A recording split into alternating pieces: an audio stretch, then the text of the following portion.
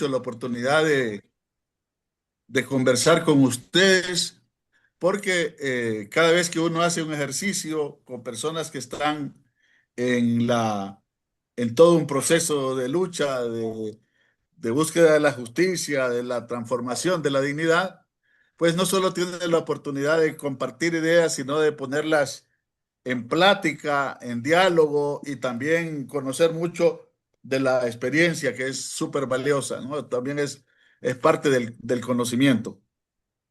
Yo voy a tratar de irles planteando de manera lo más ordenada posible lo que es, eh,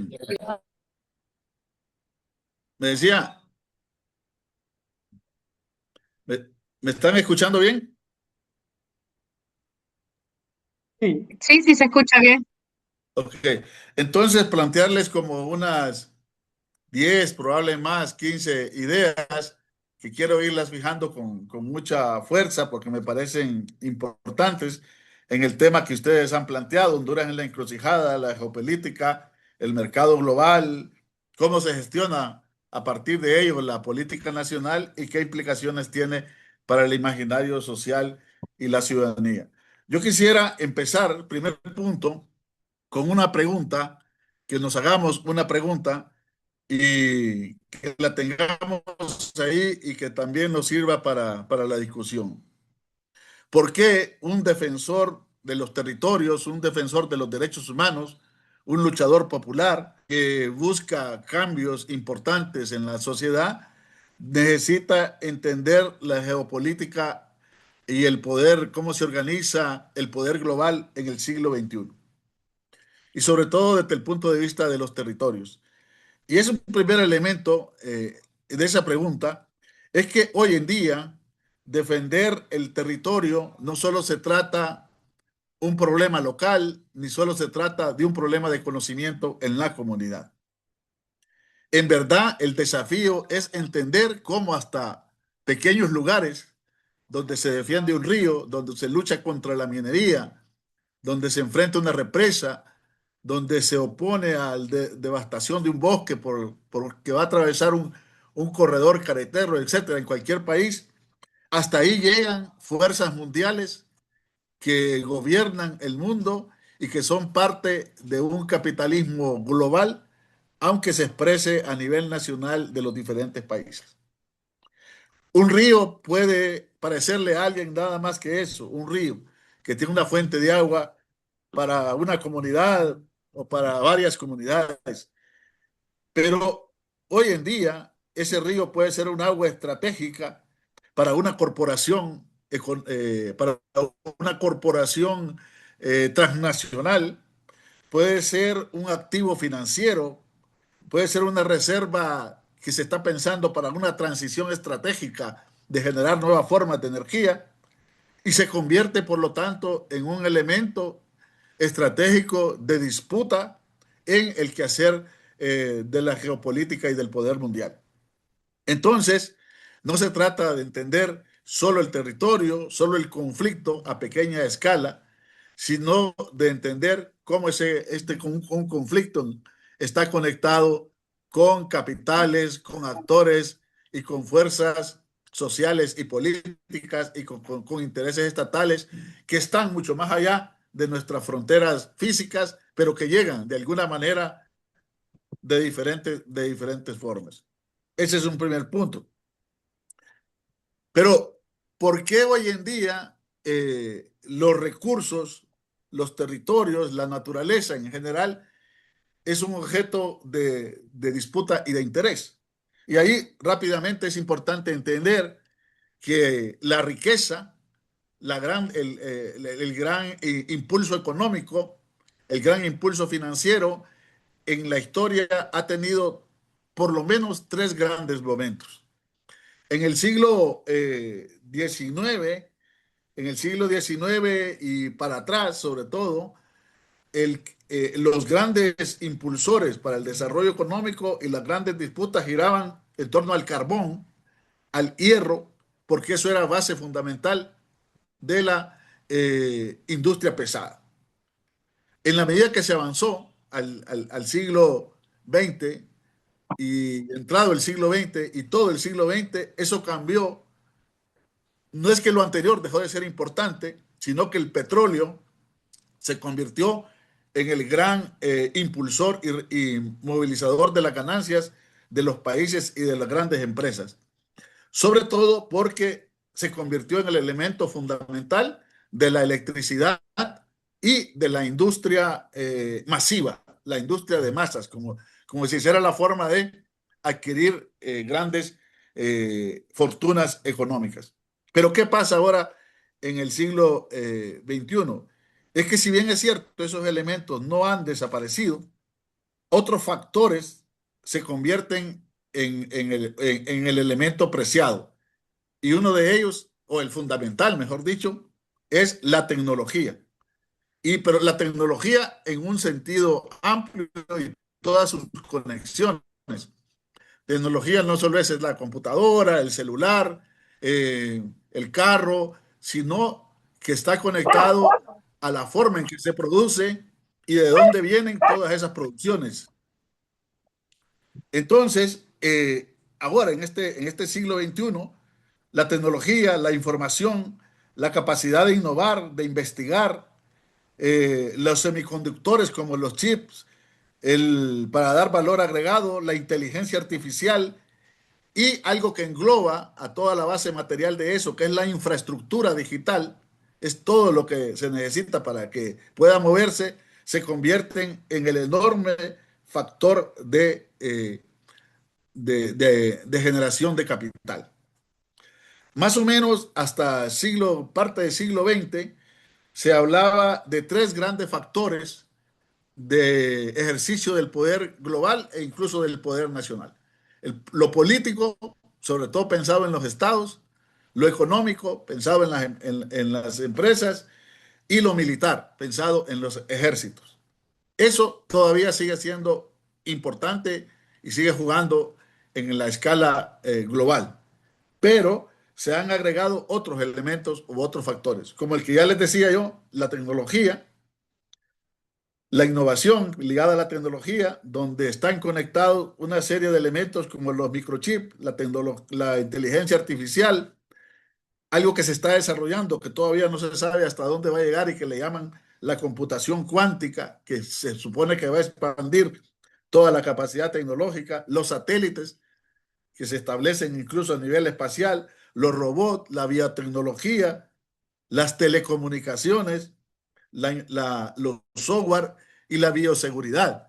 Todo el mundo está invirtiendo capitales. A la vez que invierte en capitales, hay un problema de seguridad y se convierte por los problemas de disputa y de lucha y se convierte en grandes inversiones en bioseguridad.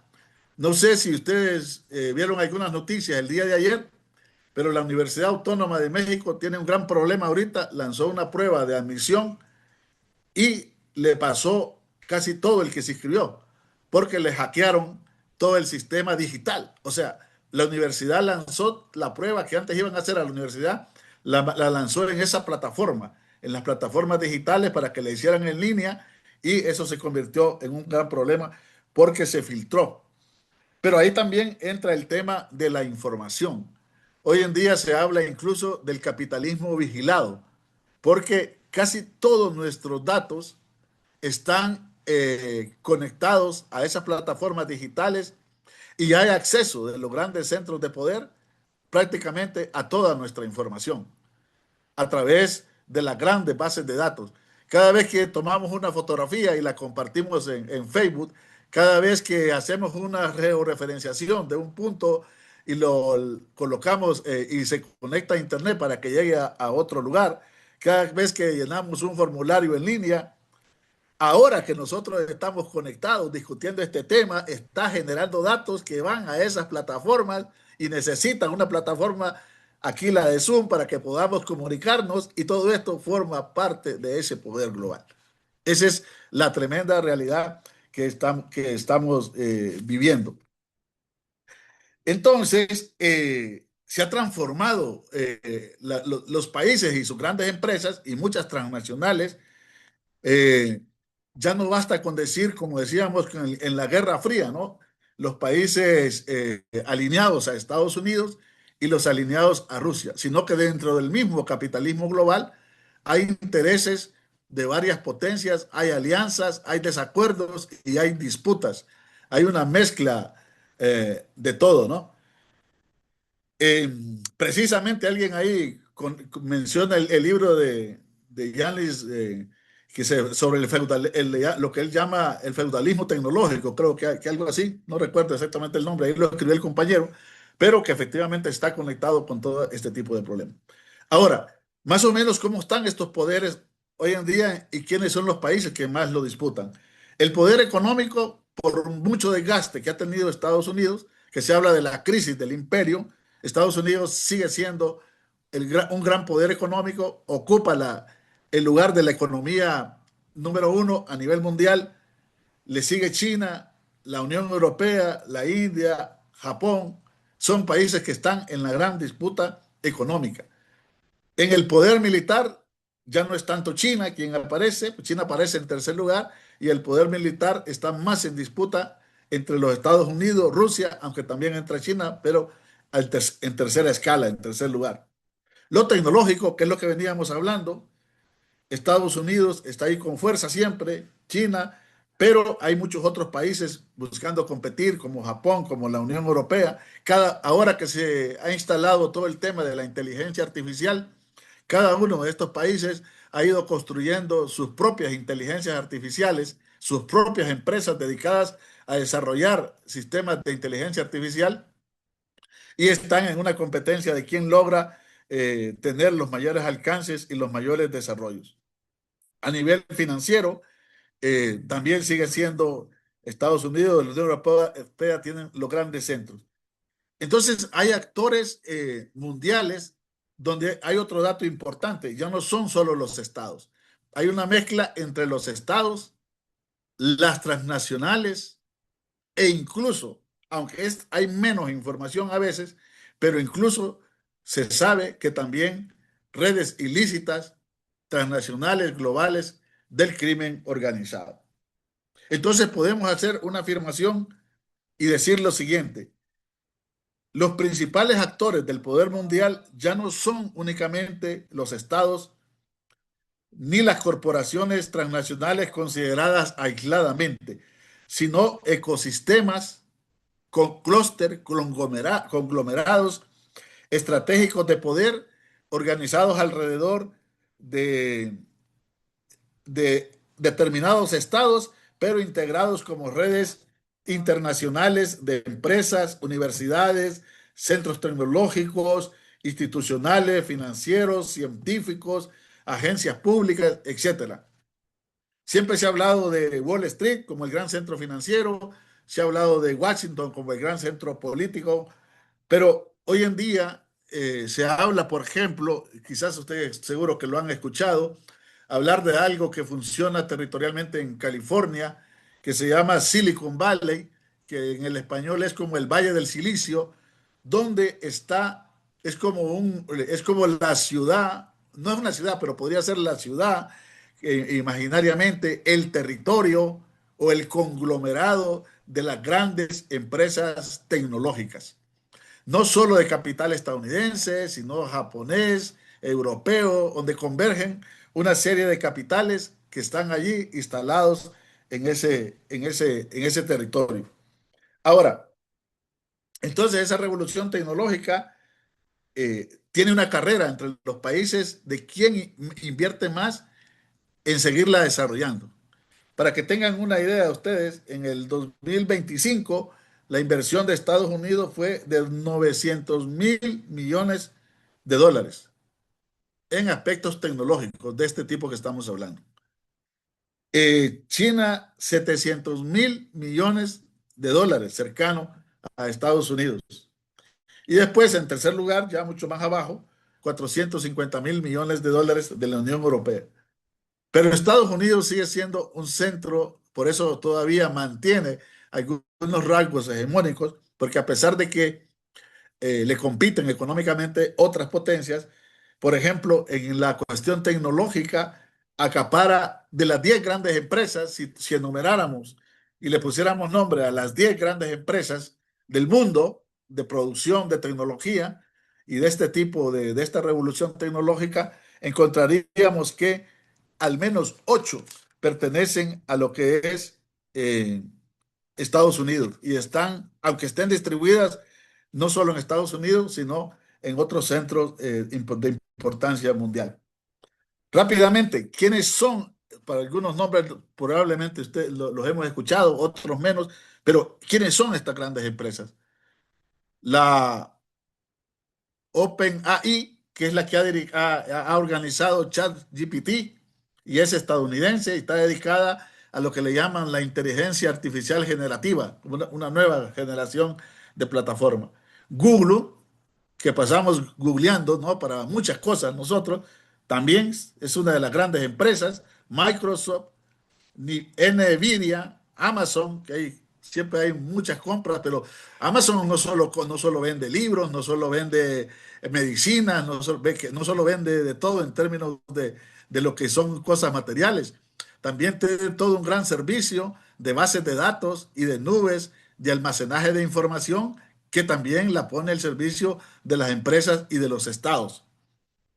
Meta, Apple, Tencent, Huawei, Baidu, etcétera. Hay un montón de esas empresas. Otro dato interesante sobre esto. Eh, el cobre, el petróleo han sido fundamentales para que pueda transmitirse todo el tema sobre todo del cobre como un metal, todo el tema de la transmisión de energía. Ahora, en esta revolución tecnológica, ¿cuál es el principal conductor para que pueda fluir todo ese tipo de información, todo ese tipo de datos y todo ese tipo de actividades tecnológicas, financieras? Recuerden que hoy cada vez más el sistema financiero se está volviendo o ya se volvió una gran plataforma digital. Tarde o temprano las transacciones personales se van a ir reduciendo de manera significativa y va a ir quedando una banca digital, una banca que necesita una gran infraestructura tecnológica. Pero ¿qué está en el centro permitiendo que todo eso se transmita? Los chips o los microchips. Los chips o los microchips tienen un enorme valor porque a través de ellos, sin ellos no existieran los teléfonos, algunos automóviles que están siendo avanzadas como los eléctricos, los satélites, muchas formas de aviación ahora, drones, todo el sistema financiero, la inteligencia artificial, todo eso necesita de chip y microchip. Y donde, fíjense que la gran fábrica de microchip, que se tiene las siglas de TSMC, no está en un país que pasamos mencionando de las grandes potencias. Está instalado en Taiwán. Y esa fábrica produce el 90% de los microchips que se producen a nivel mundial. Ahora, aunque esté en Taiwán, Taiwán es principal aliado de los Estados Unidos, ahí circulan mucho capital estadounidense y muchos otros capitales. Es una especie de empresa multiestatal, multitransnacional que se dedica a eso. Entonces vemos la importancia de ese territorio, de ese espacio para la geopolítica y para muchas otras cosas, ¿no? De las redes, que también son, al igual que la inteligencia, probablemente antes de la inteligencia artificial, que está creciendo de manera estrepitosa, todo el tema el conglomerado de redes sociales eran y siguen siendo en buena parte las grandes plataformas dominantes. Todo el tema de WhatsApp, Instagram, TikTok, Twitter, Internet en general, redes sociales en general, Google, YouTube, etcétera. Después este programa, evidentemente, ustedes lo dejan en YouTube para que tengan una idea. Y todo esto son las plataformas que recogen una enorme cantidad de información. Pero alguien puede decir, ¿y qué importa que tengan esa información? Si últimamente, pues, alguien decía una vez en una discusión que teníamos, yo no tengo nada que esconder y a mí que esté eso ahí, pues, que pase. ¿Y eso para qué puede servir? Eso constituye un enorme recurso estratégico para un montón de cosas, para la economía, para la política, para sistema financiero, etcétera, etcétera, etcétera, para los estados. Eso les permite eh, generar procesos de opinión pública, tratar de orientar la opinión pública, tratar de conducir la opinión pública. Eso, ahí está el debate en torno a los algoritmos, que es parte de todo este sistema, de toda la manipulación electoral que se puede dar y que se discute en América Latina y que ha estado en discusión en los procesos electorales nuestros y que ha estado en discusión en el proceso electoral eh, de, de Colombia y de muchos otros países, probablemente de América Latina y del mundo. ¿Por qué? Porque como ya no son solo los estados los que dominan, muchos de estos sistemas de grandes proveedores de manejo de sistemas tecnológicos y de infraestructura digital tecnológica para los procesos electorales la realizan empresas. Empresas que pertenecen a estados. No pertenecen a estados, que son parte o están en alianza con estados de estas potencias y que pueden tener determinados intereses o tienen determinados intereses políticos para que un país pueda, le convenga a ellos un determinado gobierno, uno u otro. Por eso se dice que todo el andamiaje digital de infraestructura tecnológica de los procesos electorales debería ser realmente nacional, debería ser público, debería ser estatal y estar abierto a los ciudadanos para que puedan hacer auditorías abiertos a todos los partidos políticos y abiertos a la sociedad mundial y y a nivel de la sociedad nacional. Entonces, por eso se convierte en eso. Ahora, nos vamos avanzando en el tiempo, pero ¿qué con América Latina? ¿Qué con Honduras? Incluso con Centroamérica. ¿Qué papel jugamos nosotros ahí? Además de ser proveedores de todos nuestros datos, de los datos del país. Ahí se encuentran también todos los datos del país. Presupuestos, contratos, sistema financiero, todo lo que está en línea en una plataforma digital. Si a alguien que tiene determinado interés y que es dueño de esas empresas puede acceder a él fácilmente. Puede tener información o tratar de orientar y generar políticas conforme a esa información que va obteniendo. Pero bueno, ¿qué con nuestra región y nosotros? Hasta todavía en siglo XX, hasta antes del 2021, hasta antes del 2000, mejor dicho, para atrás, eh, se suponía que países como los nuestros, cuando se hablaba de la globalización, se decía, nuestros países van a quedar sin interés para las grandes potencias. Todo esto se está jugando entre grandes. Nosotros no vamos a tener lugar, espacio. Eh, Pueden prescindir. Hace poco hasta alguien, una noticia creo mal interpretada, a partir de una plática de un historiador de la tecnología y de la historia de la humanidad, Harari, conversando con Max Zuckerberg, el que inventó eh, temas de las redes, decían que países como Honduras se iban a volver, digamos, sin ninguna trascendencia y sin ningún interés para nadie. Pero uno ve todo este tema de interés de Estados Unidos, de China, de Taiwán y de otros países, incluso Rusia con menor interés, ¿por qué sigue interesando América Latina?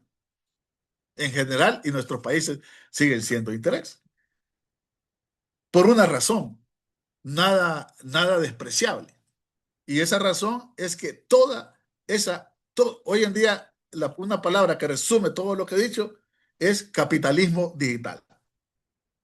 Hoy en día, todo este capitalismo digital que necesita toda una infraestructura digital no puede seguirse desarrollando, pero además no es sostenible sin todos los recursos que tiene regiones como América Latina y otras regiones del mundo.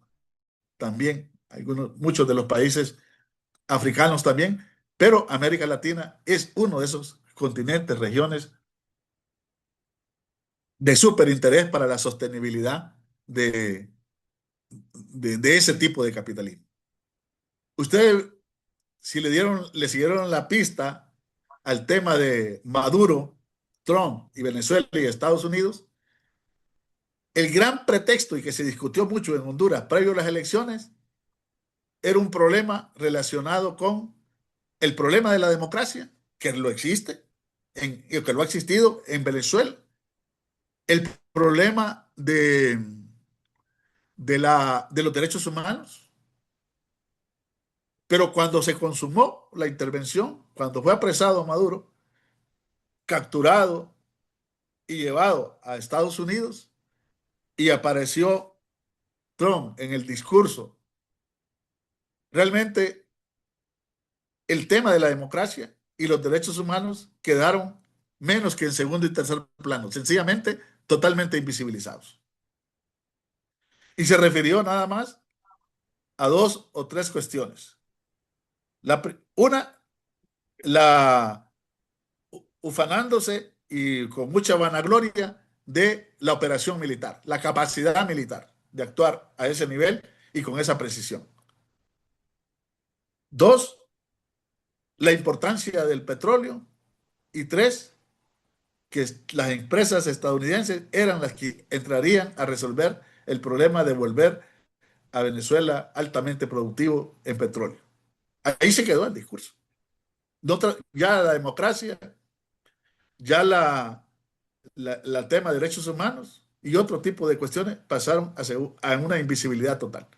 Y aquí nosotros, ingenuamente, rasgándonos las vestiduras, porque es que sí, si se justificaba o no la intervención, y que sí, porque era una dictadura y un país antidemocrático, que no estoy diciendo, pues ese es un debate que no lo era o que no lo es, pero hay que establecer algunas diferencias.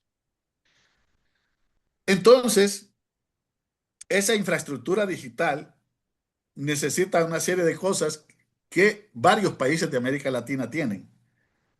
Litio para baterías, el cobre sigue siendo fundamental, Chile y otros tienen mucho, el níquel, el cobalto y todo ese tema que ha aparecido ahora, que a veces hasta cuesta entenderlo, de las tierras raras que sirven para turbinas eólicas, para radares, para misiles, para teléfonos. Ahí hay una serie de elementos diversos, incluyendo la misma construcción de los chips a los cuales hacía referencia.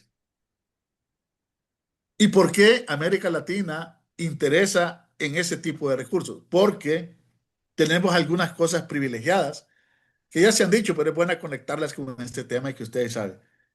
No, América Latina tiene cerca o más o menos el 40% de toda la biodiversidad mundial. Mundial.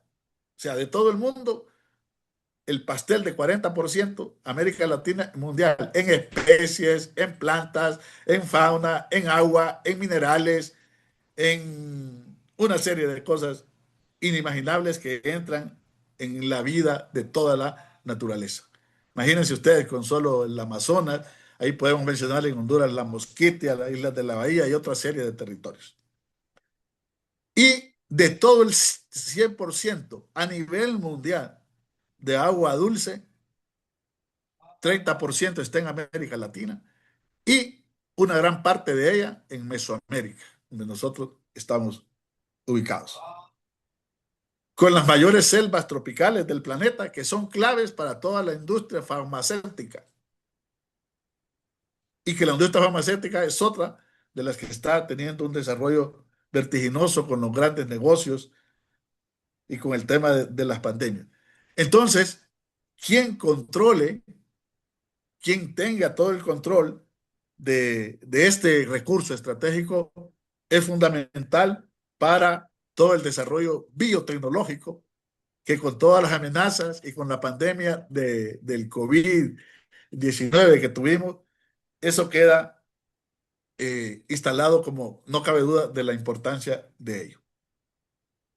Entonces, las grandes potencias no solo necesitan producir riqueza, necesitan asegurar las condiciones materiales que permitan seguir produciendo esa riqueza. Tienen control territorial. Totalmente. Y necesitan seguir procesos de transición, como la transición energética.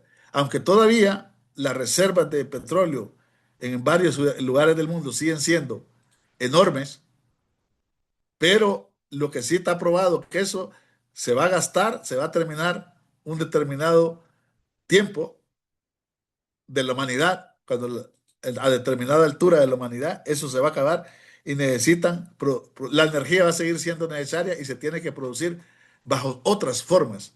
O sea, la diversidad y la transición energética no es ingenuamente un problema nada más ambiental. ¿Que es un problema ambiental? Lo es, pero no solo ambiental. Es un problema de sobrevivencia de esta nueva forma y de ampliación y desarrollo de esta nueva forma de capital.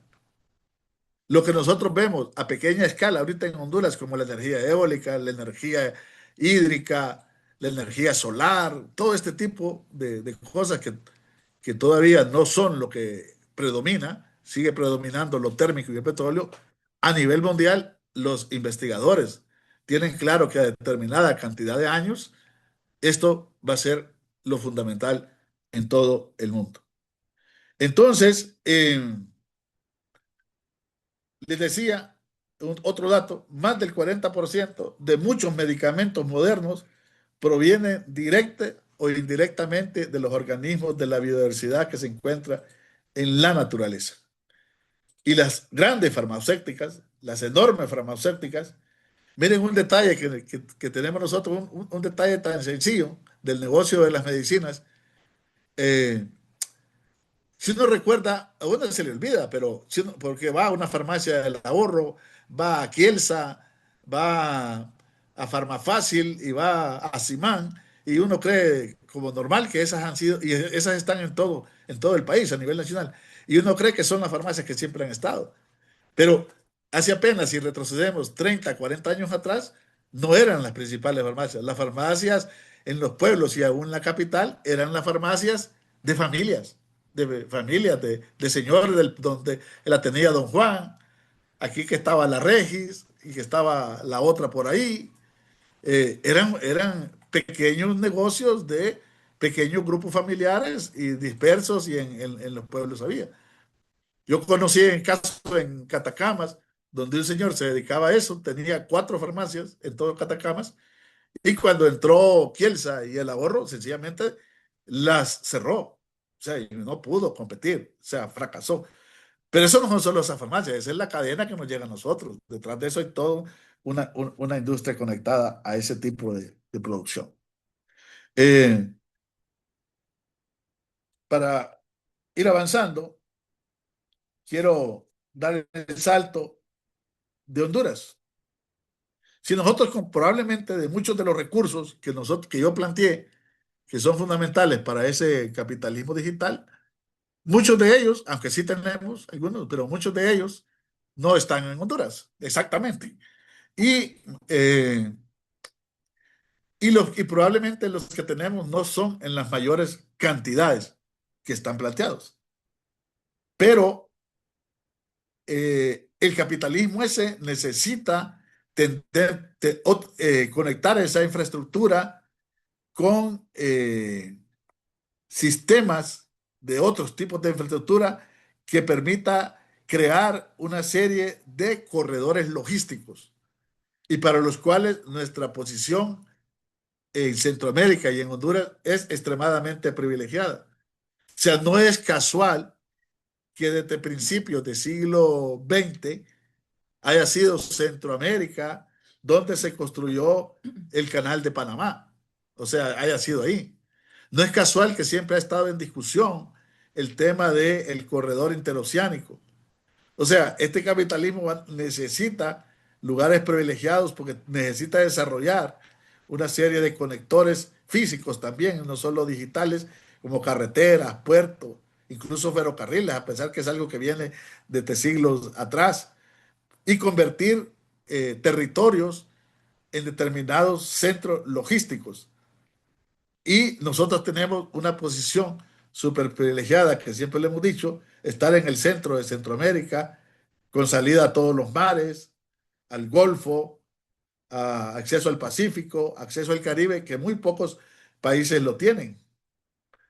O sea, es una cuestión extraordinaria la posibilidad de conectar el norte con el sur. Aunque ya está instalada, pero Estados Unidos tiene unas 700 bases en todo el mundo, muchas de ellas en América Latina, y en Honduras está una como Palmerola, instalada desde la Guerra Fría, lo cual nos dice, si no importara, pues ¿por qué no la quitan y la llevan a otro lado? ¿Por qué la siguen manteniendo acá y con una importancia relevante? Y luego la diversidad, sí tenemos muchos bosques, la mosquitia, corredores biológicos, donde pueden generarse muchos recursos genéticos, agua, etcétera, economías de diferente escala. No a la gran escala, pero tenemos minerales que ahora están entrando también a la producción de chips, ya incluso cuando son extremadamente de uso de altísima y tecnología cara, hasta el mismo oro están utilizando, la plata y también zinc, plomo, antinomio, etcétera, una serie de cuestiones. Tenemos un enorme potencial hidroeléctrico, solar, eólico, etcétera. Eh, y se va conformando ahí toda una serie de aspectos. Entonces, no es casual, o nosotros probablemente no veamos la conexión que todo esto tiene, por ejemplo, con una serie de proyectos que se han materializado y otros se han impulsado. Desde los tratados de libre comercio, pasando por recientemente y que todavía es una gran amenaza, el tema de las sedes, la ley de reactivación económica, que lo que quiere es seguir abriendo al capital y amenazando las comunidades y los pueblos originarios con una economía totalmente abierta, o sea, la hondureña es de las economías más abiertas donde pueden entrar los capitales sin ningún problema. No es casual que se haya regresado al CIADI, porque las controversias ahora se resuelven más allá de los estados, en esos centros, y molestó mucho que Honduras había salido de esa situación del CIADE. Entonces se ha retornado. Estados como los nuestros débiles, que todo lo ubican con la posibilidad de salvación fuera del país, ¿sí? Fuera del país. Si ustedes escuchan, no, cuando se discute cómo generar empleo, cómo desarrollar Honduras, todo está puesto en la inversión extranjera. ¿Y qué inversión extranjera es la que puede venir? Normalmente va a venir inversión extranjera ligada a este capitalismo digital, a ver qué encuentra en Honduras, a explorar todos y remover todos los territorios para poder encontrar lo que realmente buscan, que a veces incluso ni está confesado en los contratos. Entonces, volviendo al tema del interés en las comunidades y en los pueblos originarios de trabajar por la justicia, la dignidad, los derechos humanos, hay algunos desafíos que a mí me gustaría plantear justo en los 2 minutos que me quedan. Eh, una nueva, en esta nueva época, en esta nueva situación del poder mundial, necesitamos desarrollar no solo las clásicas capacidades que siempre se conocieron, sino que hay otras complementarias, siempre siguen siendo valiosas. Por ejemplo, lo que podríamos llamar la capacidad o la conciencia histórica. Necesitamos entender cómo se construyen y se han construido las relaciones de poder a nivel mundial, pues obviamente a nivel nacional también.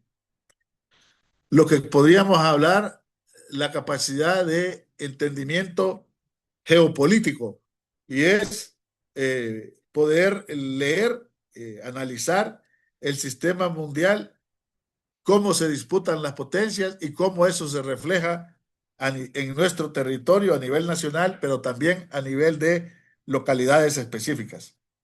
Obviamente, capacidad colectiva, porque hay algo que sigue siendo relevante para poder hacer resistencia. Por mucho activismo digital que exista, está claro que la capacidad de generar acción colectiva, movilización y protesta y resistencia activa sigue siendo la fundamental para poder enfrentar las amenazas. Sí, funciona la denuncia, el trabajo en las redes, todo eso que se hace también como parte de la lucha y que es complementario, es importante. Pero sigue el nervio fundamental a lo que los poderes le tienen reserva, incluso hasta temor, esa es la posibilidad que la gente se manifieste de manera directa y abierta, no solo en las redes. Eh, para eso se necesita experiencia y capacidad organizativa, capacidad estratégica para conectar esas luchas globales con otras luchas que están allí liberadas por otros actores y que con los cuales digamos que nos convergemos totalmente. La importancia de la ética, porque no se trata solo de luchar, necesitamos tener un horizonte de justicia, de dignidad, de democracia y de defensa de los derechos humanos. Y hoy en día, y ahí sí entran las redes, todo esto se libra en una lucha de grandes narrativas, una guerra de narrativas, una guerra de noticias falsas y otras correctas, una guerra comunicativa, una guerra de redes sociales también y de plataformas digitales. Y para eso necesitamos aprender y saber comunicarle a la gente qué es lo que está pasando en realidad y que no sea presa del engaño. A veces parece que todo es avasallador, todo este poder global, pero la experiencia histórica ha demostrado que no hay poder global ni imperio que no haya tenido que enfrentar y muchas veces con mucha efectividad todas las resistencias que es capaz de generar un sujeto individual y colectivo que tiene conciencia crítica, que tiene compromiso y que tiene también una ética de lucha, ¿no? Y en eso, el trabajo que ustedes hacen, ahí cierro, me parece que merece nuestro gran respeto, la admiración y debemos, en cualquier lugar que estemos, sumarnos a participar y a contribuir con ello. Gracias, compañeros, compañeras. Bien, gracias, compañero Eugenio, por esta exposición y por estas conclusiones certeras que siembran en la conciencia y en el corazón de quienes estamos aquí el ímpetu para seguirse sumando a las transformaciones nuestras que demanda este país, nuestra sociedad. Y bueno, abrimos entonces los micrófonos para hacer efectivas estas interlocuciones, preguntas, participaciones que podamos tener por acá. Y pueden levantar la mano, compañeros y compañeras, quienes gusten participar. Estamos por acá teniendo también participaciones de compañeros que han escrito aquí en el chat. Claro, el concepto que ahora se está utilizando es tecnofeudalismo, ¿verdad? Y hay varios compañeros y compañeras que están formándose en ese tipo de corrientes de interpretación del momento histórico en que estamos. Y también el compañero Leonardo Solís habla de que el discurso del secuestro de Maduro, Trump nunca habló de democracia, pero sí habló 17 veces de petróleo. Bueno, vamos viendo ahí las tendencias por donde se van dando. Hay también referencias por acá a Marx, que planteaba que los artesanos, campesinos y pequeños comerciantes iban a desaparecer porque pasarían a manos de los grandes capitales en su imposibilidad de competir. Ebertito menciona por acá que cabe destacar que aunque desaparecieron esos canales de servicio en algunos lugares de Honduras por la competencia económica que hay, que tienen mayor poder, también la sociedad inculta misma la hace fracasar. Preferimos ir a las farmacias de prestigio y no apoyar al pequeño emprendedor. Culpa misma de la sociedad y tiene sus desacuerdos también. Y bueno, por ahí vamos teniendo más comentarios, pero sería bueno, compañeros, que levanten su mano y participen por acá, porque es mejor escucharnos que hacer el comentario por el chat. ¿Le parece si le damos la palabra por acá a José Luis Vaca, que nos ha dejado un buen comentario por acá. También animamos a Manuel, a Cintia, a Coritza, a Ever, a Leonardo, que puedan tomar la palabra para participar. Adelante, compañero Manuel, lo escuchamos. ¿Qué tal? Buenas noches. Muy buena la exposición, muy interesante esta visión así geopolítica y el repaso que se ha hecho, en parte histórico también. Eh, yo tengo un problema, digamos, de traducción, que es, desde hace mucho, las propagandas, por ejemplo, son un modo de inculcar determinada tecnología o determinada moda o determinada cosa, digamos, propio del consumismo. Eh, y me parece que eso se manifiesta también en las personas, en aceptarlo, y a su vez aceptaciones que son por asociación, ¿cómo se llama? Por imitación. Eh, no, mi pregunta tiene que ver, o el planteo que hago, tiene que ver con el sentido de que habilitamos todo el tiempo a tecnologías que después terminan siendo negativas o tecnologías que solo suplen situaciones que no van a las causas. Entonces, sobre eso es como que hay, no digo poca información, pero digamos hay poca preocupación que se transmita, en que cada uno tenemos cierta responsabilidad en habilitar una, digamos, nos hacen creer que son nuestras demandas, pero no, en realidad es una oferta inducida o algo así, no sé, yo le digo así, pero no sé cuál es la expresión.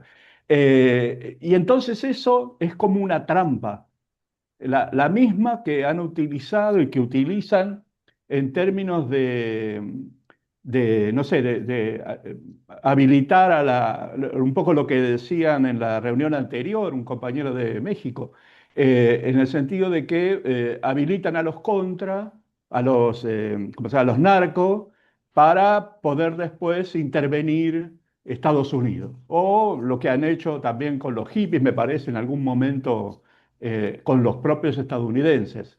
Es decir, es ese manejo de lo que parecería como una contradicción, pero en realidad son estrategias de dominación. Eso, ahí me quedo. Gracias.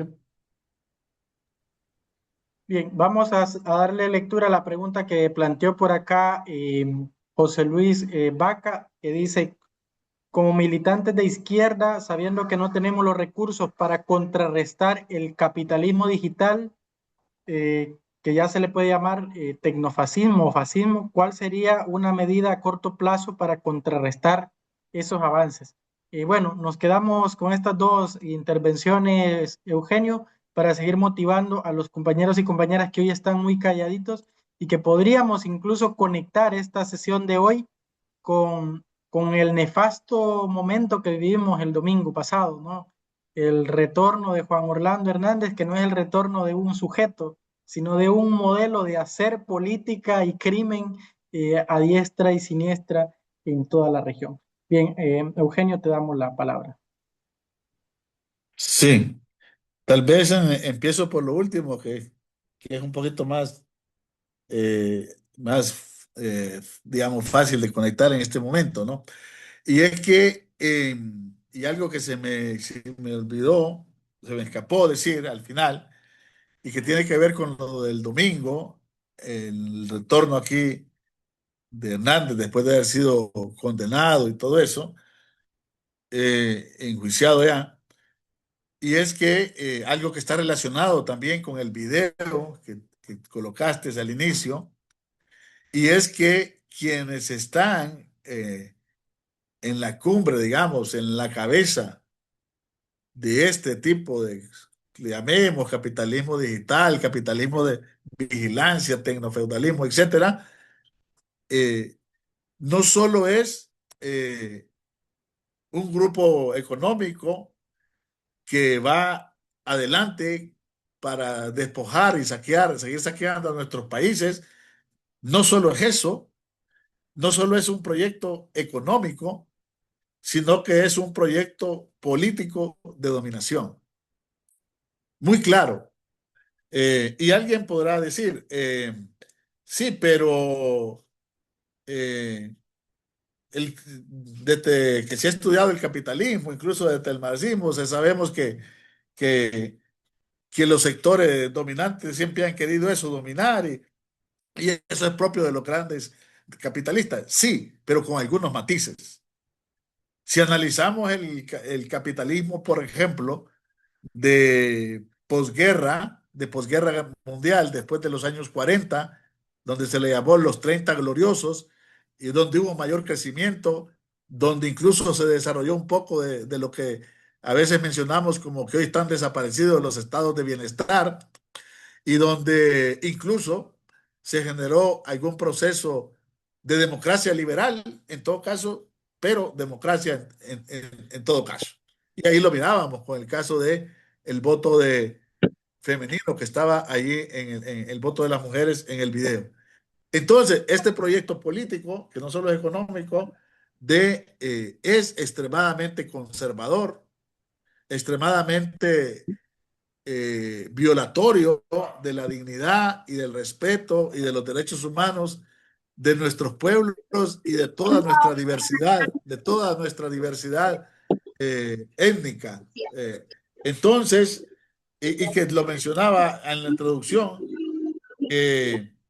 gira en torno a Trump y se conecta con personas como Despriella en Colombia, que se conecta con Milei en Argentina, imitando ese modelo, influenciando ese modelo, que le llaman MAGA porque surgió, primero era una consigna, ¿no?, de Trump, que en inglés significaba volvamos a hacer grande a América, y lo traducen como MAGA, pero que en realidad en español la frase era volvamos a hacer grande a América, volvamos a hacer grande a Estados Unidos y volvemos a la doctrina Monroe y todo, pero que a estas alturas no se sabe hasta dónde va a llegar, pero ya no solo es Trump, sino que es un grupo importante de los Estados Unidos con mucho dinero, poderoso y con influencia en todos estos países que mencioné de América Latina, que es un proyecto político altamente conservador y con características muy fascistas, evidentemente. Entonces, eso es lo que explica este comportamiento con Venezuela y este comportamiento con el mismo Juan Orlando. Con esto del domingo, yo creo que hay algo que yo no sé si, yo lo diría que debería ser una conclusión de los hondureños y hondureñas. Y es que el famoso tema de que la extradición era la gran salvación al problema del crimen organizado y al narcotráfico, y que aquí prácticamente no se necesita o no se quiere hacer nada, la evidencia nos dice a esta altura que eso es falso. No solo se trata de Hernández, si revisamos hacia atrás, la mayoría han sido, han sido retornados y fueron sacados de las cárceles en los periodos más cortos. Pasamos por Yanni, por el Negro Lobo, por Maldurraga, y hay otros que no me acuerdo en este momento, y luego Hernández. Entonces, la idea de que allá podían ir a pagar las grandes condenas porque la justicia hondureña no funcionaba, lo que ha demostrado ahora es que, o yo no sé qué sabor de boca nos queda aquí a los que estamos acá, pero a mí lo que me dice es que eso nunca fue ni es ninguna solución. Por lo menos eso nos está demostrando, porque siempre el tema del narcotráfico no escapa al interés geopolítico. No escapa, está involucrado ahí también. Eso por lo último. Y en el otro tema de la inducción del consumo, bueno, totalmente de acuerdo. El problema es que justo esas tecnologías tienen, y sobre todo ahora con la inteligencia artificial, tienen esa capacidad de capturar no solo datos, como conocemos los datos al estilo viejo, digamos, de alguna manera, al estilo clásico. ¿Qué dato es cuándo nací? La fecha. ¿Qué dato es cuánto peso? ¿Qué dato es cuánto mido de estatura? No, esa idea de los datos hoy en día es mucho más abierto. a través de estas redes se sabe qué me gusta comer, qué me gusta ver, en qué invierto el tiempo, cuánto tiempo me paso en un Facebook, cuánto tiempo me paso viendo Netflix, etcétera, etcétera. Todo eso son datos también. ¿Qué preferencia política tengo? ¿Qué preferencia ideológica tengo? De acuerdo a lo que yo digo, escribo o comparto. Entonces, eso luego se utiliza para generar más consumo y también para generar ciertas opiniones y para impulsar ciertas ideas. Ese es el problema, el gran desafío. Entonces, evidentemente son demandas construidas. Cuando usted termina de ver un documental o una película en Netflix o en su teléfono, ahí le piden que le dé si le gustó, si no le gustó, si es de su tipo, no es de su tipo. Una vez que usted le da clic, va conformando un tipo de perfil de ciertas personas. No se van a detener a ver a nivel personal, pero sí conglomerados de personas que quieren consumir algo. Ver este tipo de películas, ver este tipo de documentales, ver este tipo de anuncios, ver este tipo de moda, ver este tipo de comida. Ese es el tema del capitalismo de la vigilancia y ese es el tema de orientar la cuestión. O sea, es decir, vamos registrando por la fotografía que subimos, si es familiar, si es de la naturaleza, vamos registrando todo una serie de perfiles que si alguien sabe investigarlos, puede construirlos y caracterizar a una sociedad.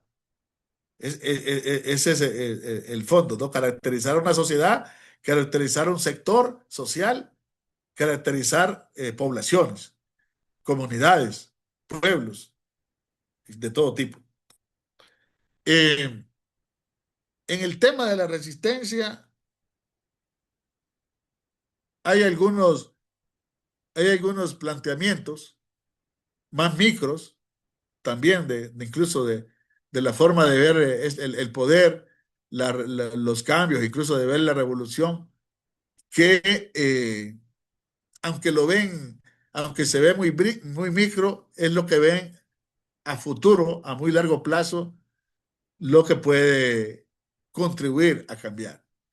Y es modificar a partir de lo personal, pero también lo comunicativo, nuestras formas de ser, nuestras formas de hacer y de comportarnos y de vivir la vida en general, como más microespacios y que donde se encuentran fundamentalmente, incluso retomando la vieja idea de la comuna marxista que estudió Marx y Lenin, de espacios y microcomunidades de resistencia, pero no solo resistencia abierta, como la que planteaba yo mismo hace poco, sino de resistencia en la forma de cómo hacemos las cosas y cómo vivimos nuestras relaciones e interacciones.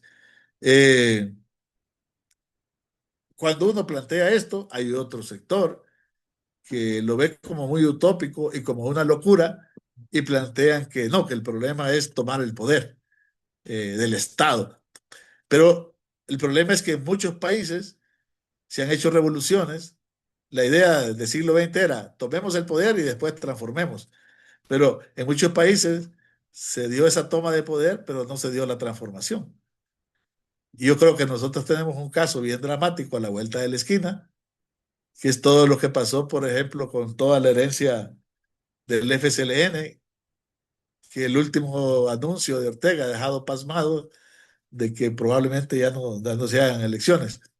Entonces, y esa forma de cómo, de ser diferente y de actuar diferente, solo se puede vivir en este momento en espacios de interacción directa y tipo microespacios, tipo las organizaciones sociales, tipo las comunidades, tipo los pueblos negros, indígenas, etcétera, ¿no? Pero, y ahí nomás conecto esa pregunta.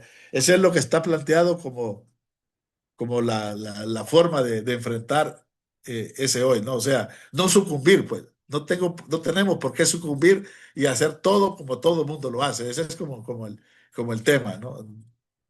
Nada fácil, pues hay tendencias, hay fuerzas, pero bueno, eso es lo que yo puedo decir ahora. Pero yo de algo sí estoy convencido, ¿no? Que en todo caso, qué hacemos, cómo lo hacemos y cómo respondemos, solo puede surgir de estos espacios como el de ustedes. Con mucha conversación, con mucha interacción, con mucha solidaridad y no surge de otra manera. No hay grandes teorías elaboradas que nos digan cómo había la teoría. Antes había una teoría de toda una teoría de cómo hacer la revolución. Hoy no tenemos esa teoría de cómo hacer el cambio, de cómo hacer la revolución. Eso es malo, probablemente alguien sí, es malo, sí, hay carencia teórica, pero probablemente digan, es bueno porque tenemos más libertad para crear, para inventar, para pensar y para ensayar.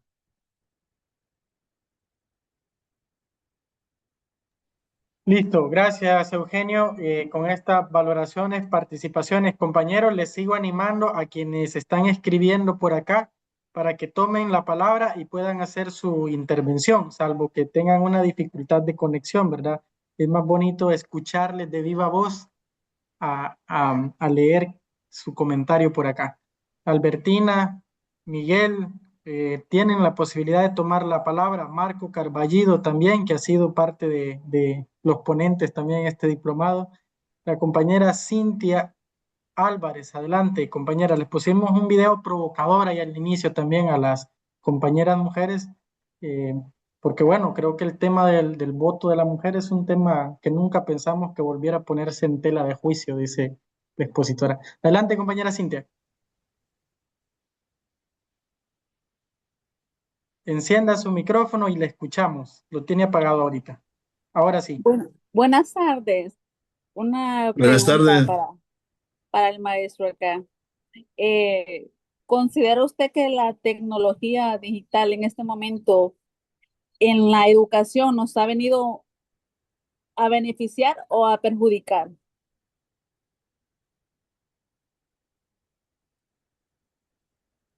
¿Respondo ahora o esperamos, amigo? Adelante, respóndale ahora mismo. Gracias.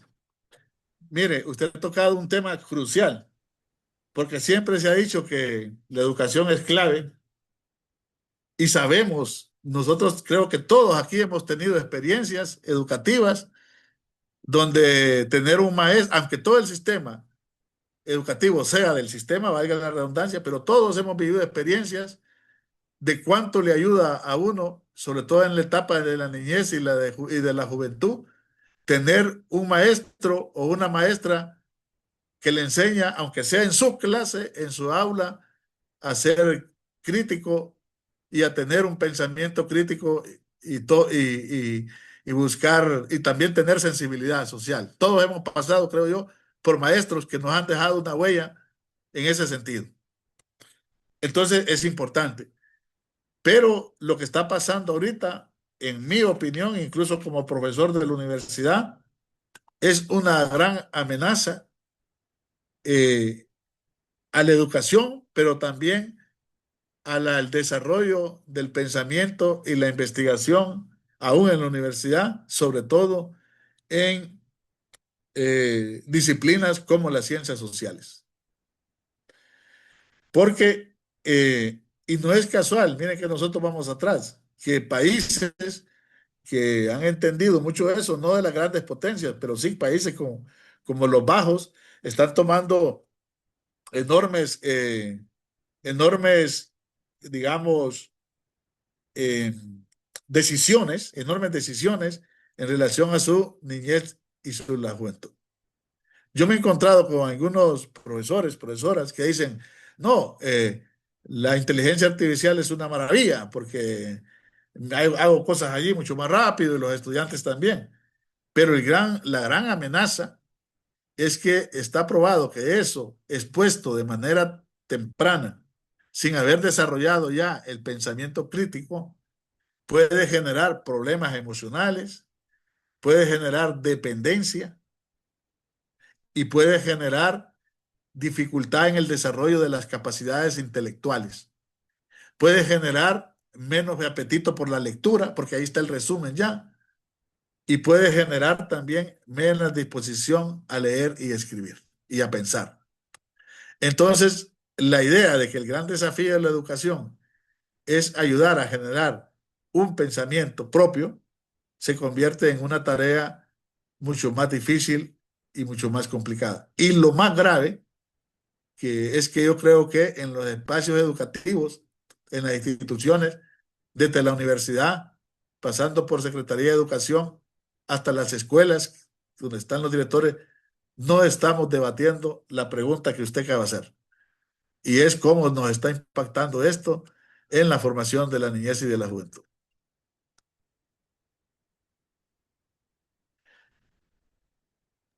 Bien, Eugenio, gracias por estas intervenciones que nos van dando claridad de para qué estamos aquí, ¿verdad? En este espacio de formación y de discusión, para que hagan sus preguntas, sus intervenciones. Tenemos 3 participaciones ahorita. Víctor, si no me equivoco, Trino, Fernando Lobo y luego la compañera Elizabeth Medina. En ese orden vamos a evacuar estas intervenciones. Empezamos con Víctor. Gracias, Santo David. Todavía a oscuras aquí. Quería primero, Eugenio, agradecerte que estés aquí con nosotros nuevamente. Eh, Eugenio ha sido animador de los debates del Movimiento Amplio por la Dignidad y la Justicia en la modalidad presencial y hoy te tenemos de nuevo acá en este proceso que nos tiene motivados. Así que muchas gracias desde el movimiento, desde el bufete, desde todo nuestro esfuerzo que venimos sosteniendo ya tiempos. Quería decirte que lamento que no nos encontramos en todo el periodo que estuviste de director o ministro ahí de estadísticas. Creo que son parte de las cosas que debemos ir ajustando a partir de la práctica, como cuando compañeros, compañeras que son de tradición de lucha están en un espacio de poder formal del Estado, podemos interactuar más fácilmente para fortalecer todo este debate teórico en la práctica, en el ejercicio, eh, en el ejercicio del poder desde el Estado. Eso, y como con Eugenio, muchos otros que estuvieron en la administración de Xiomara Castro, lamentamos que la interacción no fue tan fluida que pudiéramos contribuir orgánicamente a la propuesta de refundación y transformación del país. Pero lo importante es que nos mantenemos acá. Quería, en relación a tu ponencia, Eugenio, quedarme con lo que dijiste en tu primer minuto, que nos quedáramos, la importancia que tiene la lucha particular por un río, por un territorio, por una causa en el lugar más recóndito de Honduras y el mundo, su conexión con la política global, con la economía global. Eso me parece que es un elemento de contrapeso importante frente a lo aplastante que viene presentándose la realidad del poder global. Porque lo primero que creo que nos está arrebatando ahora es la certeza de que nuestras causas son importantes, contribuyen en lo local, en lo específico, a la transformación y a la defensa real de la vida. Y desde ahí, cuando nos han hecho perder el sentido de la importancia, de la dignidad de lo que nosotros hacemos, digamos que nos aplastan moralmente. Y enseguida, ese ejemplo se reproduce, que me parece el efecto más devastador que podemos estar sufriendo. El golpe moral de de los pequeños grupos económicos poderosos del mundo que lo controlan, que lo subyugan y que controlan nuestra fuerza. Así que desde esa experiencia individual, desde la importancia de elevar esto que nosotros hacemos al nivel que corresponde, sin romanticismo, con realidad, con realismo, me parece. Yo quiero animar a toda la gente que está acá y que somos parte de causa. Ese es un dato cualitativo que hay que mantenerlo, que hay que encenderlo, que hay que animarlo. porque esa es de verdad el contrapeso real que tiene este modelo moderno de esclavitud en las redes, en las tecnologías, en todo. Eh, y eso me parece que, pues yo ahora mismo estaba reflexionando sobre cosas que hemos venido haciendo. Todos los procesos del movimiento amplio por la dignidad y la justicia aquí en Honduras, por ejemplo, han implicado la defensa real de un territorio, de un río, el éxito en una causa contra un grupo poderoso. Tenía presente ahora que la causa en el litigio de Berta Cáceres condujo a la prisión al modelo de ciudadano que crea el sistema opresor, a un profesional, a un militar, a un empresario que se planteó como modelo para aplastar una comunidad allá en la zona montañosa de Intibucá, en el suroccidente de Honduras. Es decir, que lo hiciera esa comunidad, que lo hiciera la comunidad global, que detuviera ese proyecto con la convergencia del capital global, de la Europa del Norte, del Banco Centroamericano de Integración Económica. Esa, digamos, muestra indubitada del poder que se tiene cuando hay convicción en el quehacer. Pero igual la ha hecho los compañeros y compañeras en el Valle de Leán, enfrentando al capital estadounidense, al capital sanpedrano industrial de San Pedro Sula. Igual lo han hecho los compañeros y compañeras de Pajuiles, igual lo han hecho los compañeros y compañeras en el municipio de Sabá, en el departamento de Colón. Igual lo están haciendo en Copán, contra la minera más grande de Centroamérica, como es Minosa. Igual lo está haciendo eh, cantidad de pueblos, de organizaciones en el Avia Yala, como le llamamos, y ahí estamos convergiendo. Yo creo que la realidad se presenta como tal. Justo conecto esto con la pregunta, si nos sirven o no nos sirven las tecnologías. Las tecnologías llegaron, compañeros y compañeras, están ahí y son campo de disputa en términos de cómo se usan. No es admisible, me parece, un profesor o profesora que rechaza, que se niega a eso, porque esa es una pérdida de energía sobre una realidad que está, que lo que hay que saber es conducirla hacia el propósito de dignificación del mundo que nosotros tenemos. Entonces yo, desde tu pregunta inicial con la que me quedé, cierro con la importancia que tiene la lucha real, la posibilidad de articularla entre actores institucionales y populares, a desafiarnos a nosotros mismos para superar este momento de especie de aplastamiento moral que estamos viviendo en el mundo, en el continente nuestro, aquí en el país. La gente declara recurrentemente su derrota y está en una especie de estarse flagelando cada día. Y creo que hay que convertir, digamos, todos estos atropellos en fuerza movilizadora en las redes, en el territorio, en todos lados. Y para eso la geopolítica, digamos, comprenderla.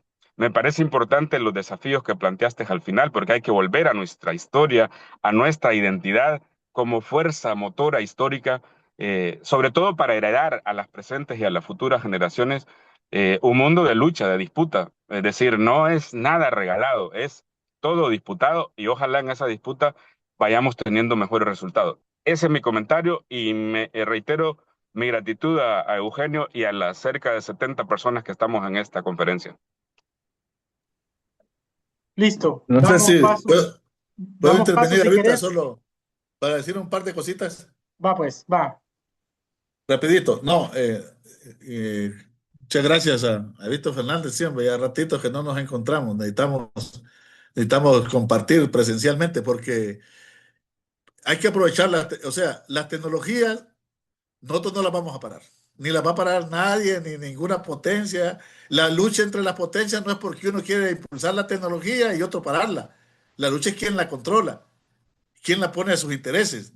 Ahí no hay una vuelta atrás. Entonces, ¿cómo incorporarlas, pero de manera crítica, a la lucha?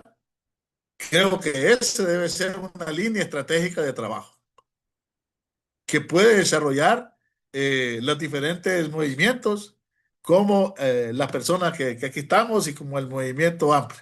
Es decir, a su, digamos, militancia más cercana, a sus miembros más cercanos, pero también a las comunidades.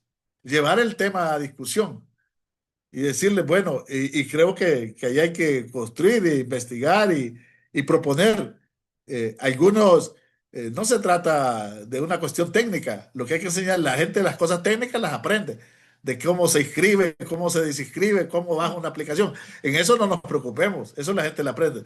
Lo que deberían haber son como algunos principios, algunos elementos claves de cómo interactuar y relacionarse con todo este mundo de la tecnología. Y creo que eso puede ser muy importante y muy necesario en cualquier espacio que se trabaje. ¿Qué es lo que están haciendo estos otros países que les digo, ¿no? Que dicen, en tal edad vamos a prohibir, pero luego a tal edad vamos a desarrollar, a enseñarles cómo tienen que usar esos instrumentos que son este tipo de comunicaciones. El otro elemento es que hay algo una gran debilidad que aunque nosotros no la podemos, quizás no la miramos grande, pero es una debilidad grande de todo este poder global y sobre todo del poder hegemónico global que todavía ejerce los Estados Unidos, pero también las otras potencias. ¿Y cuál es su gran debilidad? Y es que está dominando y está muchas veces sometiendo, pero en el marco de una actuación que refleja una gran decadencia moral y ética. Eso es importante, me parece. Estados Unidos toda la vida se ha afanado de ser la democracia casi perfecta, pero hoy en día algunos indicadores de otros países que hacen ranking de medición democrática lo están colocando como una democracia autoritaria o como un autoritarismo o híbrido, pero eso aunque eh, tal vez no le hemos dado el peso, pero a nivel de la lucha es muy importante. Es más, grandes intelectuales importantes de sus países, incluyendo algunos que han sido extremadamente proimperialistas, como Francis Fukuyama, se ha referido a la incoherencia de Estados Unidos por intervenir actuando, recurriendo a la mentira. O sea, Estados Unidos cada vez más para intervenir recurre a la mentira. Antes declaraba un país anticomunista y esa era la principal razón. Ahora construye mentiras. Mentiras de que hay armas de destrucción masiva, mentiras del narcotráfico, mentiras de cualquier tipo, ¿no? Entonces tiene un enorme problema ético-moral, aunque sea un imperio. Y también sus grupos económicos o grandes ricos, muchas veces mezclados en grandes escándalos de participar en economías ilícitas, de trata de personas, de pedofilia o de crimen organizado. Y esa es parte también del gran problema ético-moral de esa forma de dominación, porque hay diferentes formas de dominación. Entonces, creo que eso también vale la pena llevarlo al debate y también al debate nuestro, porque a mí me impresiona cómo, a pesar de todo el comportamiento de Trump, en la gran hegemonía mediática acá en el país, lo que siempre recibe es grandes aplausos o la gran pregunta de cómo es que le va a cumplir a Fura de las ayudas que le prometió o el tal apoyo que nunca viene.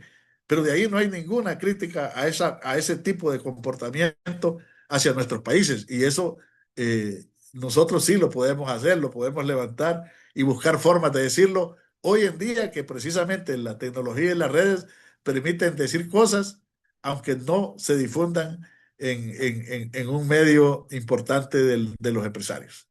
Eso yo quería agregar a propósito de la intervención de Víctor.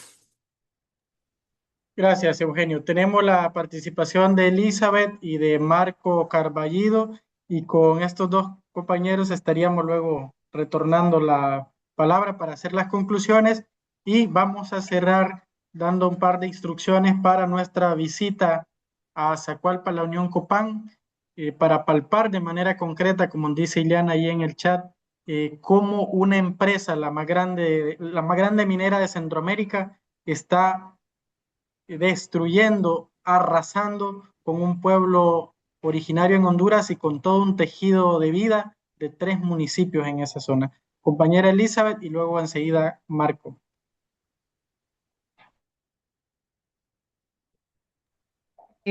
Buenas tardes a todos y todas. Un placer, profesor, escucharlo nuevamente. Es agradable, realmente, ¿va? Yo digo la sabiduría hablando para mí, ¿va? Entonces, Gracias.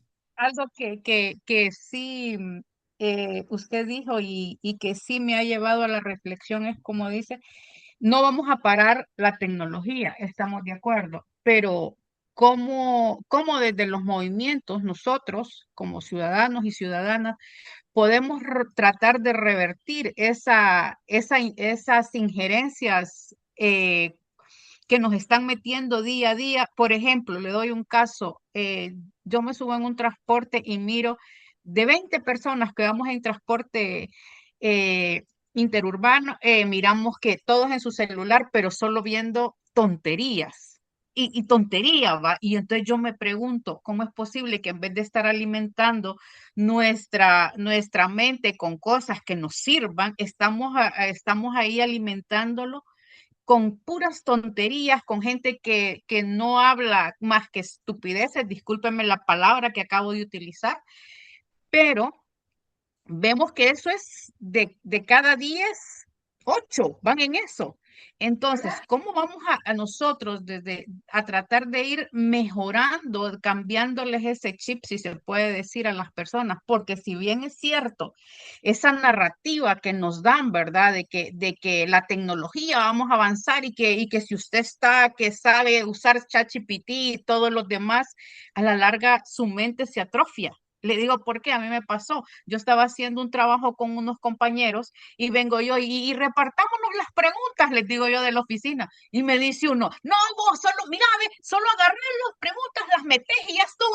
Y yo, no. Y entonces yo soy de la vieja escuela, ¿va? Y entonces ya estuvo. Y en 3 minutos ya teníamos todos y estuvimos ahí. Después, no, pero y entonces, no, ya estuvo, vos, no te preocupes. Y les digo yo, bueno, y el análisis que vamos a hacer y cómo lo vamos a entregar. Si bien es cierto, no podemos ir en contra de eso, pero cómo nosotros como seres humanos vamos a hacer esa pauta porque imagínense, yo era 2 contra 1, ¿cómo les decía yo? Hagámoslo a la escuela antigua, si dos ya, no, ya, sí, hagámoslo, sí, sí, sí estuvo, y no pensamos y nos quedamos ahí.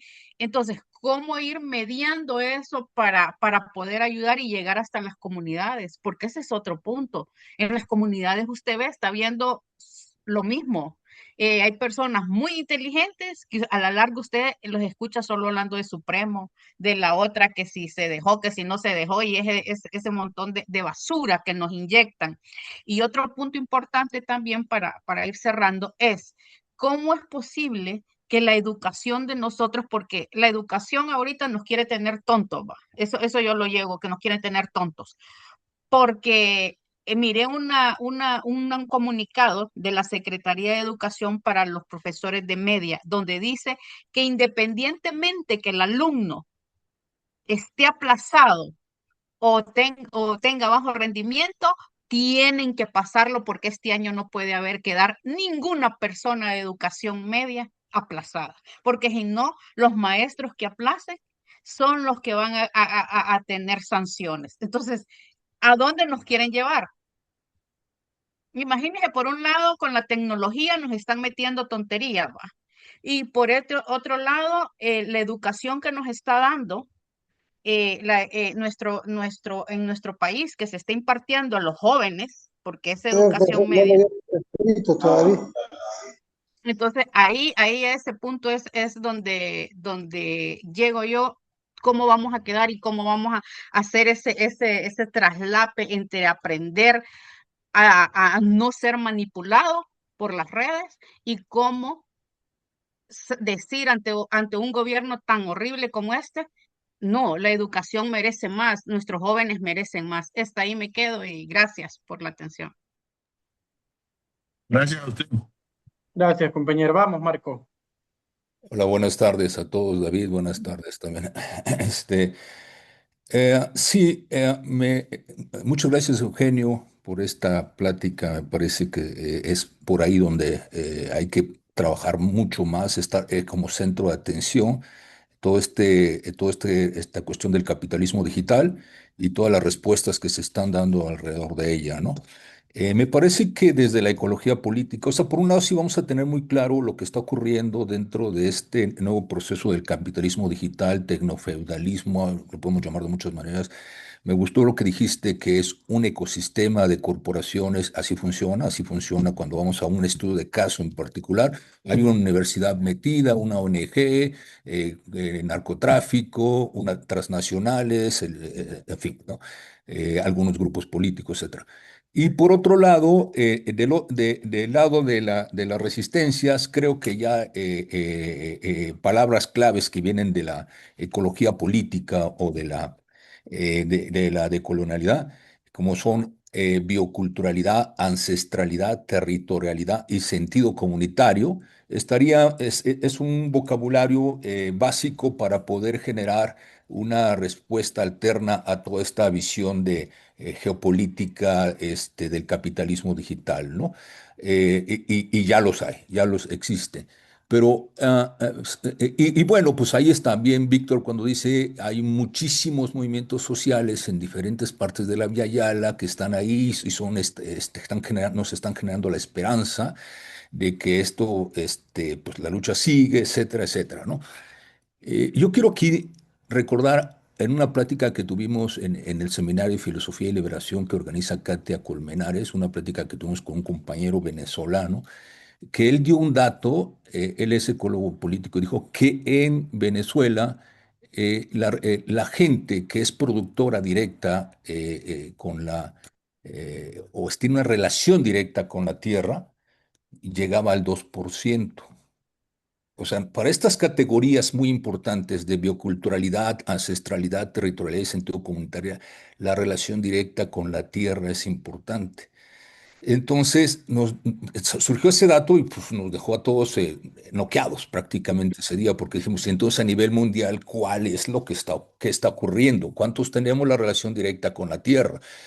Porque entonces lo que está ocurriendo es que estamos viviendo relaciones mediadas y eso es muy importante. Aparte del, bueno, independientemente de este avance del capitalismo digital, ya venimos de siglos en relaciones mediadas, que nos alejan de esta relación directa con la tierra, ¿no? Y la lucha, pues es desde la tierra. La lucha, de hecho, es por la tierra, ¿no? Desde hace 5 siglos. Entonces, para aquellos que estamos viviendo relaciones mediadas con la tierra, tenemos que tener muy claro todo el espectro, ¿no? Y sí, el pensamiento crítico es importante, por supuesto, pero si tú no tienes esta visión de la ancestralidad como algo práctico, vivido en un territorio que se nomina, que se habla, que tiene los dioses, que tiene los muertos, tú generalmente lo que construyes es un estilo de vida un estilo de vida urbano, un estilo de vida confinado a cuatro paredes, ¿no? Y ahí es donde está, o creas redes y andas en redes de ancestralidad, redes de pensamiento crítico, pero lo más importante es esa relación directa con la tierra, y ahí es donde está el punto. Entonces, sí, la esperanza está surgiendo por todos aquellos movimientos de comunidades, en la lucha por el agua, por el territorio y por la vida, pero sí en el caso particular, donde quizás el 96, vamos a poner el 90% de la humanidad está viviendo en esos espacios, entonces estamos dentro de todo este proceso del capitalismo digital que está provocando pues no solamente vigilancia, sino ideologización, adoctrinamiento a través del metaverse, el espacio virtual, la normalización de categorías y de procesos comunicacionales, ¿no? Ahí es donde, digamos, eso es donde, es lo que yo veo cuando trabajamos aquí en Oaxaca,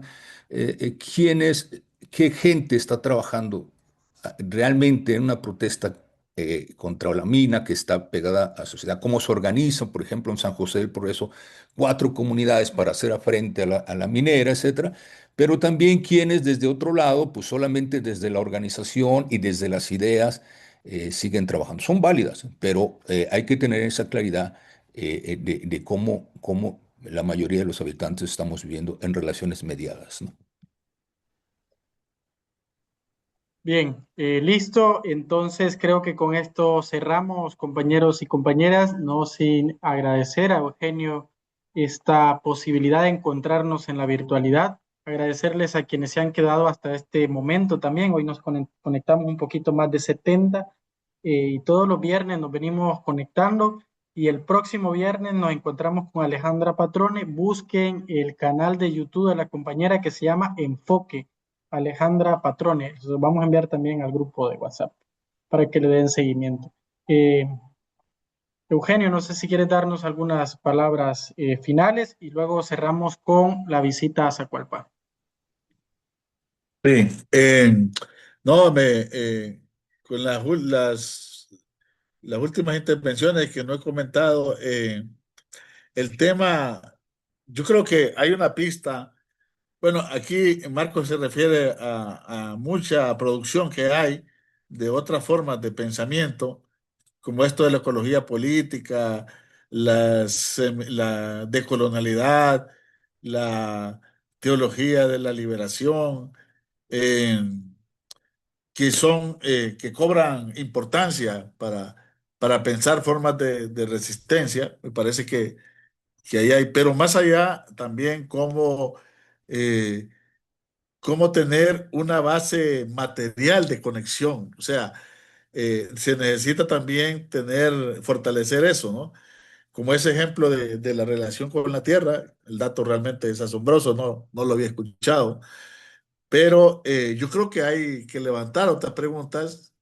eh, ¿Cuáles son otro tipo de materializaciones y de relaciones que se pueden construir en espacios más urbanos, por ejemplo, y que dan sentido a la vida? Yo creo que ese es como lanzar y buscar responder desafíos abiertos a la construcción.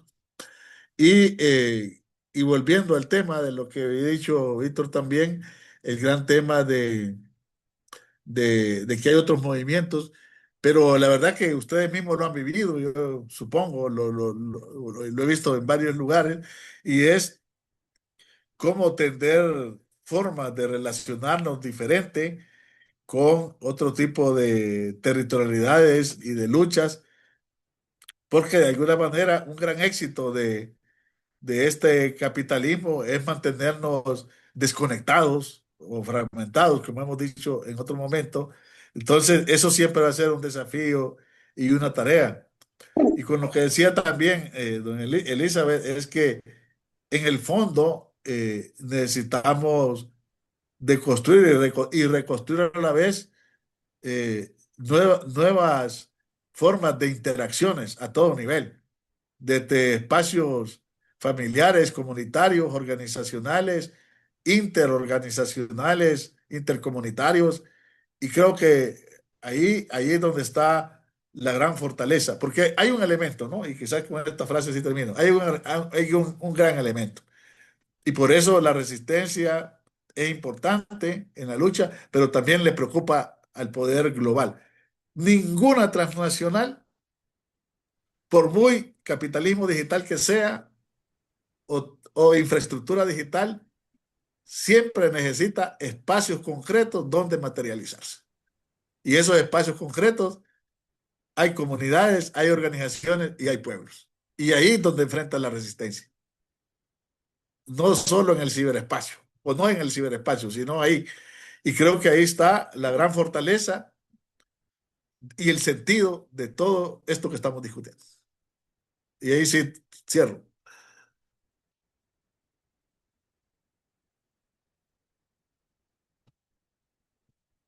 Hola.